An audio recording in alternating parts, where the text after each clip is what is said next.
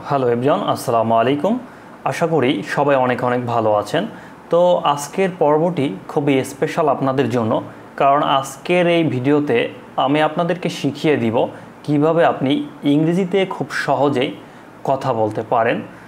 তো ইংরেজিতে কথা বলতে হলে তো exclusive tips to improve your English. ইংরেজিতে কথা বলতে হলে আপনাকে কিছু টিপস অনুসরণ করতে হবে। ইংরেজি শেখার কোনো শর্টকাট বা ম্যাজিক কোনো পদ্ধতি নেই যার মাধ্যমে রাতারাতি ইংরেজিতে দক্ষ হওয়া যায়।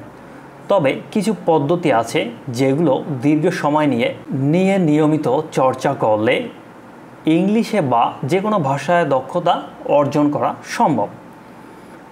চাইনিজরা যেভাবে পৃথিবীতে সবচেয়ে কঠিন ভাষা আয়ত্ত করেছে, ইংরেজরা যেভাবে যে পদ্ধতিতে ছোট থেকেই ফ্লুয়েন্টলি ইংরেজিতে কথা বলে, আমরা যে প্রক্রিয়ায় ছোট থেকেই অনর্গল বাংলায় কথা বলছি এবং বিশ্বের সকল ভাষাভাষীরা যে পদ্ধতিতে তাদের নিজেদের এবং অন্যদের ভাষা আয়ত্ত করেছে, আমরাও সেই একই পদ্ধতিতে ইংরেজি ভাষা আয়ত্ত করব এবং বাংলার মতো করেই ইংরেজিতে অনর্গল কথা বলবো ইনশাআল্লাহ।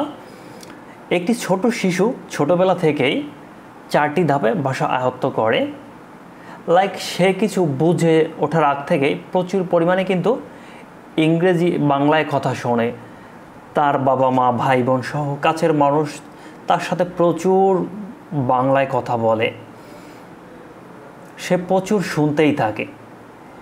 একই কথা বারবার শুনতে শুনতে এক সময় সে বুঝতে শুরু করে, তারপর নিজেই একটু বলতে শুরু করে।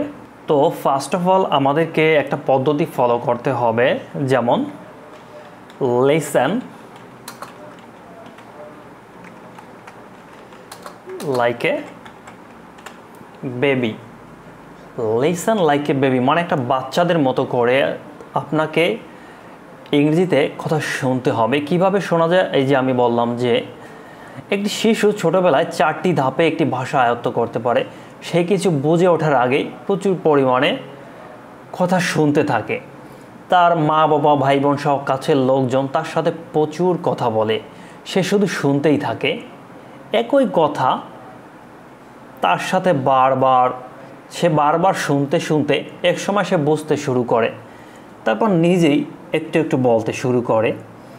বারবার আটকে যায়, মুখে বাঁধে, ভুল হয়, তারপর সে বারবার বলার চেষ্টা করে। শুনতে শুনতে ও বলতে বলতে একসময় সে অনায়াসী ভাষাটা কিন্তু আয়ত্ত করে ফেলে।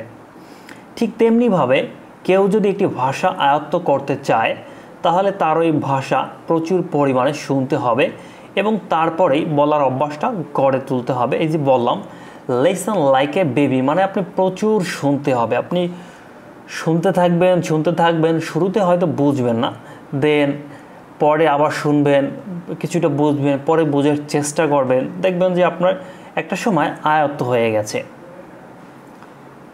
দেন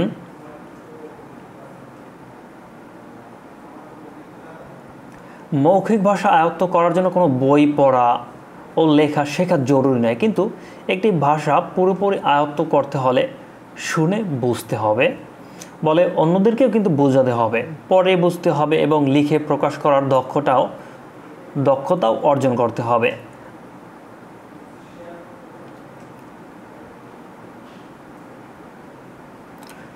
শুনে বুঝতে হলে শুনতে হবে বেশি বেশি। যদি আপনি শুনে বুঝতে চান সেক্ষেত্রে কিন্তু আপনাকে শুনতে হবে বেশি বেশি। কী শুনবেন? ইংলিশের যা শুনতে ভালো লাগে তাই কিন্তু আপনি শুনতে পারেন। যদি আমরা দেখি, যেমন হচ্ছে ইংলিশ নিউজ শুনতে পারেন আপনি। দেন আপনি শুনতে পারেন ইংলিশ পডকাস্ট,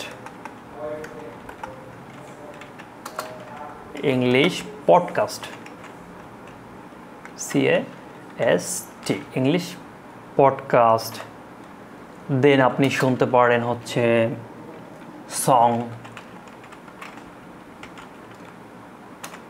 কার্টুন,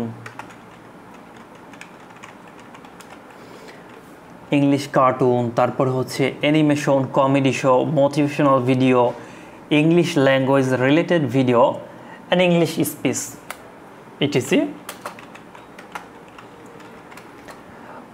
এগুলো কিন্তু আপনি শুনতে পারেন for your improving your listening skill. আপনি যদি লিসেনিংয়ে ইমপ্রুভ করতে চান আপনাকে প্রচুর পরিমাণ শুনতে হবে, যেমন হচ্ছে English news, English podcast, song, cartoon, তো মুভি, মোটিভেশনাল স্পিচ ইটিসি।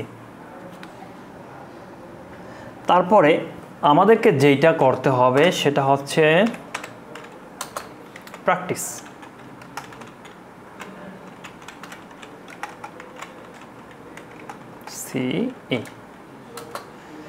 তারপর আমাদেরকে যেটা করতে হবে সেটা হচ্ছে প্র্যাকটিস। প্র্যাকটিসের কিন্তু বিকল্প নেই। You have to practice more and more. চর্চা কিভাবে করবেন এটা আমরা জানবো, যে how to practice, how to practice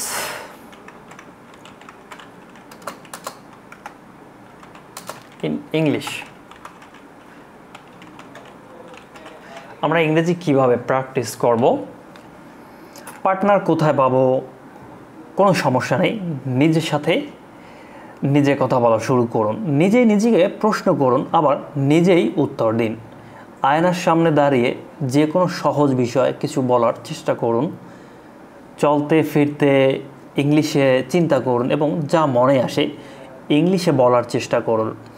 English শিখতে আগ্রহী বন্ধুদের মধ্যে কতজন পার্টনার খুঁজে নিন, তাদের সাথে প্রতিদিন অ্যাটলিস্ট 1 ঘন্টা ইংরেজিতে কথা বলুন। তবে কেউ কারো ভুল ধরতে যাবেন না, ইটস ইম্পর্ট্যান্ট। কেউ কারো ভুল ধরতে যাবেন না। শুরুর দিকে সবাই ভুল করবে, ক্রমাগত চর্চার ফলে ভুলের পরিমাণও কমে আসবে। তাই ভুল না ধরে একে অপরকে উৎসাহিত করুন। আগ্রহী বন্ধুদেরকে নিয়ে মেসেঞ্জার বা হোয়াটসঅ্যাপ গ্রুপ তৈরি করুন, সেখানে প্র্যাকটিস করুন এবং প্লে স্টোরে বিভিন্ন অ্যাপ থেকে ইংলিশ স্পিকিং অ্যাপের মাধ্যমে চর্চা করতে পারেন। ইচ্ছে থাকলে চর্চা করার অনেক পার্টনার খুঁজে পাবেন। শুধু ধৈর্য ধরে প্রতিদিন 1 ঘন্টা চর্চা চালিয়ে যান, যতদিন না আপনি ফ্লুয়েন্টলি ইংলিশে কথা বলতে পারছেন। এরপরেও যদি ফ্লুয়েন্টলি কথা না আসে তাহলে you can contact with me, ইনশাল্লাহ আই উইল হেল্প ইউ। তো পরে বুঝতে হলে বেশি বেশি কিন্তু পড়তে হবে।